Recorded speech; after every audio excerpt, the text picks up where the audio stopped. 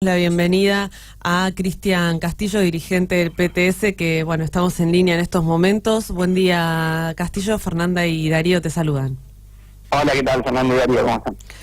Bien, bien. La verdad que una semana muy particular. En realidad yo diría que hoy se cumple, o ayer se cumplió una semana después de este jueves anterior, que me parece que marcó... fue bastante significativo, ¿no? El jueves pasado, así que ya una semana la verdad, muy intensa, cómo se vive. Contanos ayer qué deja esta jornada en el Congreso también. Queremos saber, bueno, tu opinión y sobre el FMI, por supuesto. Mira, la jornada ya en el Congreso tuvo dos momentos, ¿no? A la mañana se vota una ley de mercado de capitales donde se repite el esquema con el cual el gobierno consiguió todo un conjunto de leyes favorables desde que es gobierno, ¿no? Que es con el apoyo del Frente Renovador y el peronismo federal logra votar una ley muy retrógrada para los intereses populares, que es la de mercado de capitales. Y por la tarde ya se expresa otra situación, por decirlo de algún modo, que es la derrota del gobierno en lo que hace a la ley de tarifas, ¿no? En nuestro caso, en el Frente de Izquierda, teníamos un proyecto propio, votamos favorablemente, porque todo lo que sea un alivio, aunque sea este tarifazo, lo consideramos progresivo, y el gobierno no pudo lograr evitar la votación, ¿no? Porque creo que de algún modo el crecimiento de la bronca y el descontento popular que es manifiesto y que ya venía con los tarifazos, bueno, ante la ida al Fondo Monetario se incrementó.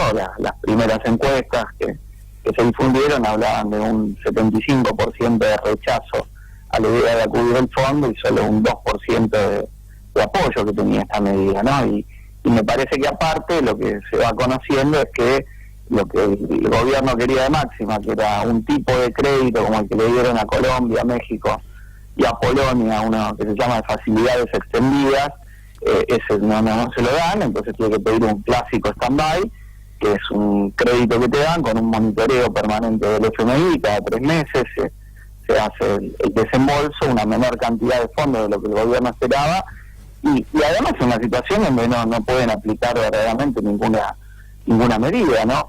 Salvo que consigan algunos suicidas que quieran en el Congreso votar más leyes de ajuste, es muy difícil que puedan lograr algún compromiso real con el Fondo Monetario de lo que van a llevar adelante, ¿no? No es un gobierno que tiene fuerza para aplicar un ajuste en regla, más allá de si hay algunos que dicen, bueno, te damos la fuerza que vos no tenés, porque se está derrumbando la imagen de Macri, ha empezado a caer también la imagen de Vidal y de Larreta, que estaban menos afectados directamente, pero ahora todas las encuestas muestran eso también.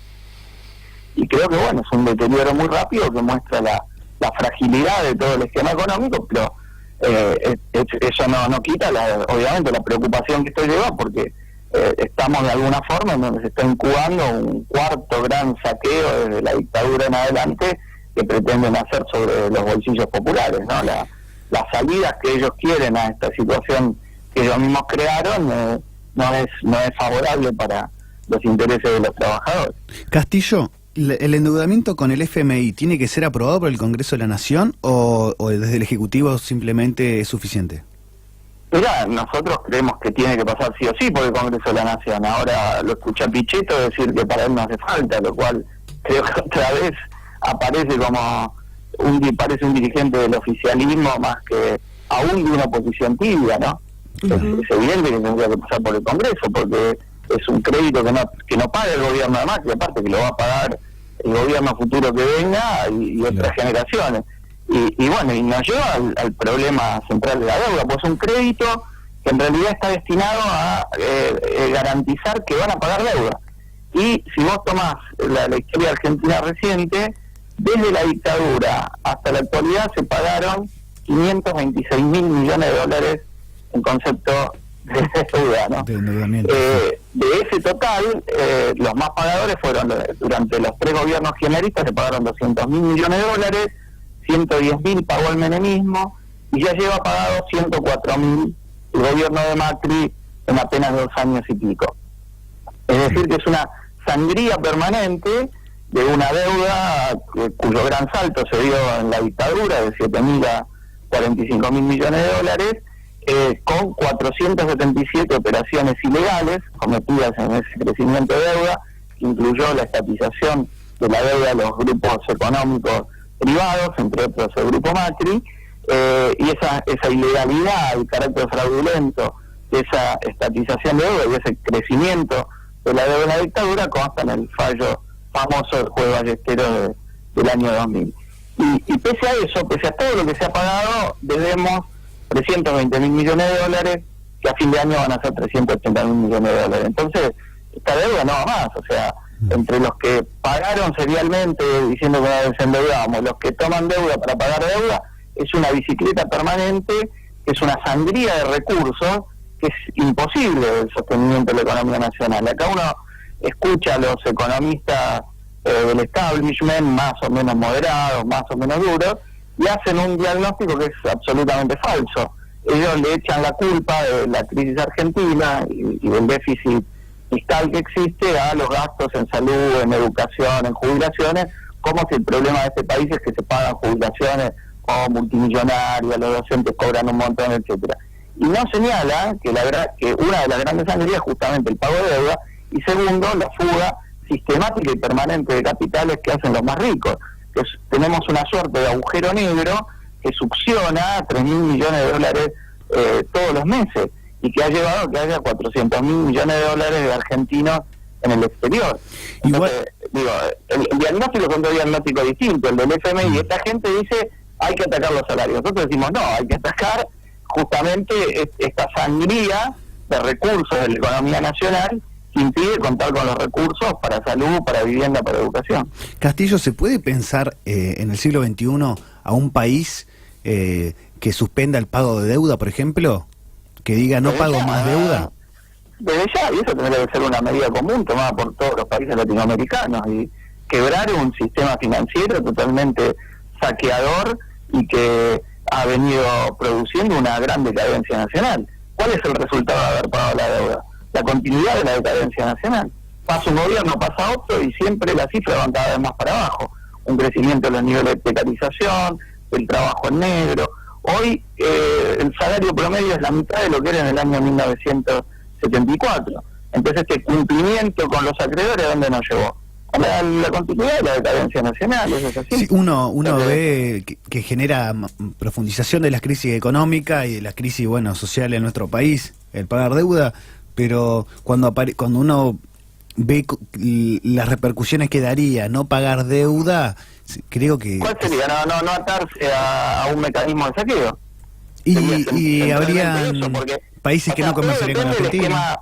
A ver, pensémoslo, todo depende del esquema más general, obviamente. Si el pago, el default parcial o total es una medida aislada, obviamente que no resuelve el problema. Acá hay que darle una salida integral, opuesta, digamos, a la de seguir sometidos a el capital extranjero que controla 2/3 de las principales 500 empresas, una banca que es cómplice, la banca privada que es cómplice de la fuga ilegal de capitales, porque acá no es que esos 3.000 millones de dólares por mes que se van se los llevan en valija, no, lo fugan a través de la banca privada, como hasta está documentado por arrepentidos y ex gerentes de los grandes bancos como han trabajado esa fuga. Incluso la comisión que es parlamentaria que se hizo para investigar la fuga de capitales de deuda, vio cómo fueron girados los fondos al exterior, más de 30.000 millones de dólares, y después le saquearon los ahorros al pequeño ahorrista. Entonces acá hay un combo en donde, obviamente hay que optar. Hay una salida que implica atacar ese esquema que nos ha conducido a la decadencia, nacionalizando la banca, con el monopolio del comercio exterior y con el no pago de deuda, que permitiría reestructurar la economía nacional sobre otras bases, con el control público sobre los recursos estratégicos de la economía.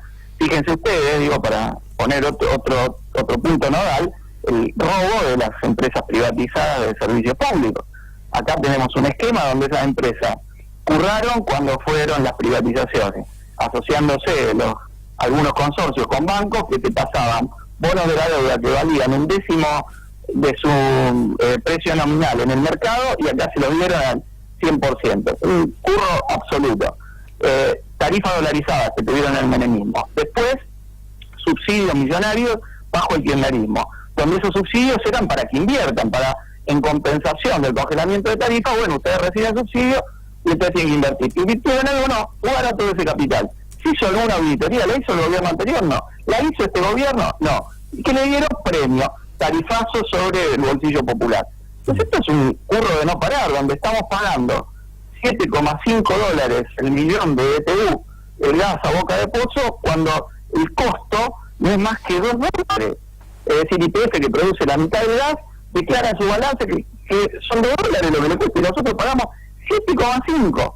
El precio del barril de petróleo se puso, ya lo había puesto Kicillof antes, un precio sostén de $75 el barril, cuando el costo acá es entre 16, 18 el más caro. Entonces esto es un saqueo de las petroleras y después de las transportadoras y luego las distribuidoras, que son muchas de los amigos del presidente, que están saqueando a todo el pueblo en vez de hacer un esquema racional de producción energética integral con una empresa nacionalizada, gestionada por los trabajadores, con control de los usuarios, que bajaría monumentalmente los costos y además sabríamos la verdad, no lo que declaran ellos para que le paguemos un sobreprecio enorme. El actual esquema, que dicen que bajan subsidios, no, ahora estamos con lo que paga cada familia todos los meses, está subsidiando la ganancia de las grandes petroleras y de las distribuidoras de los amigos del presidente. El salto en ganancia que tuvo Mindlin y la otra empresa que controla Caputo de Norte y de Sur, pero fueron siderales el último año. Es una contraposición muy grande lo que ha pasado con ellos y lo que pasa con el bolsillo de cada familia. Cada vez más te cuentan gente que se tiene que colgar en el gas y en la luz porque no puede pagar, o el caso de que se están pidiendo créditos para poder pagar las tarifas de servicio. Y esto es una situación imposible. Si en vez de seguirle alimentando los negociados a esta gente, tuviésemos una empresa nacionalizada, podríamos brindar el servicio con absoluta eficacia y con un costo mucho menor al que lo hacen estas empresas que se quedaron con el curro de la privatización. Castillo, para ir cerrando, quería consultarle sobre la estrategia o el plan de acción que tiene ustedes, que ahora vimos ayer gente en la puerta de Congreso, hoy también. ¿Cómo piensan organizarse de cara a lo que viene, no? Reforma laboral, posible veto. Digo, ¿se está pensando una estrategia? ¿Se piensa en aquel 14 y 18 de diciembre como algo que fue fructífero? Digamos, ¿cómo se analizan las medidas a tomar?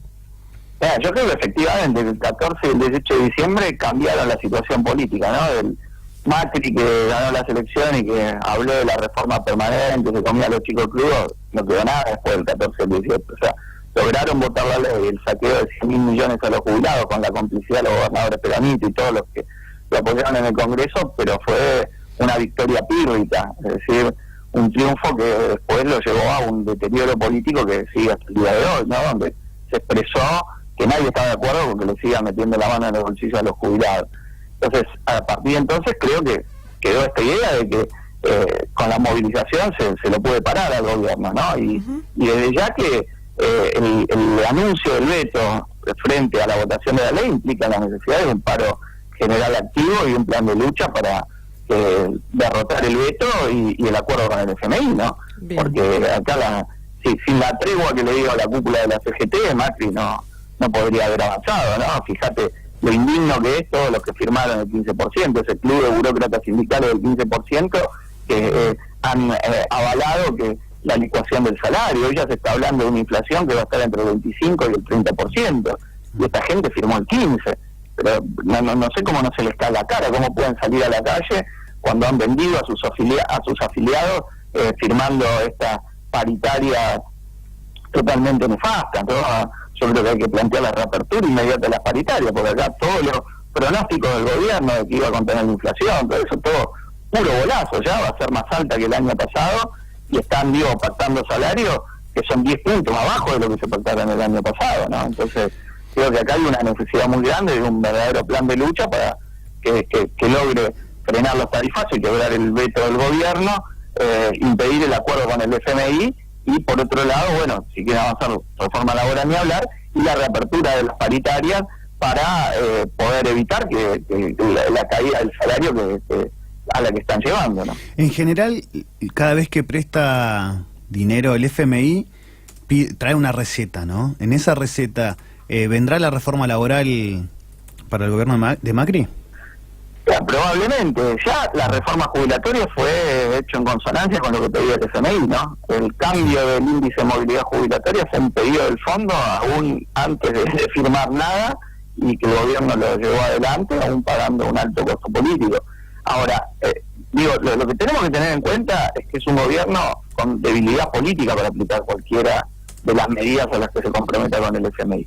O sea, si no van en su auxilio nuevamente todos los gobernadores peronistas, los senadores y los diputados que le votan, este gobierno no puede aplicar nada que pase por el Congreso.